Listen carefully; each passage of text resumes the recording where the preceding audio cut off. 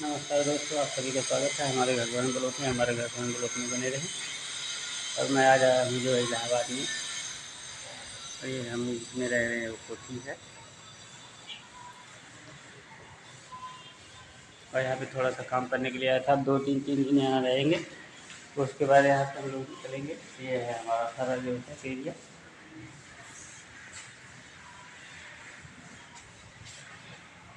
ये बाहर का जलवा।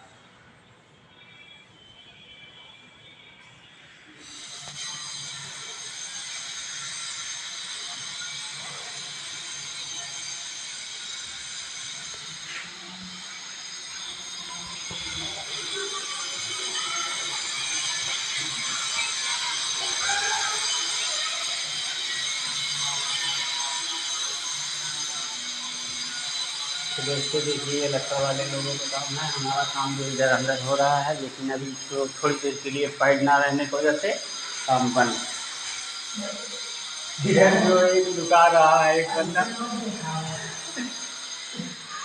और इधर हम लोग इसके अंदर काम कर रहे हैं। और 2-3 दिन के लिए काम करेंगे, उसके बाद फिर निकलने वाले हैं इलाहाबाद सिंहदेवपुर के लिए। सिंहदेवपुर घूम के तब फिर जो है हम लोग अपने स्थान पे जाएंगे। बहुत बड़ी वीडियो नहीं बनाऊंगा, इसी के साथ साथ आपको बहुत बहुत धन्यवाद लोगों को।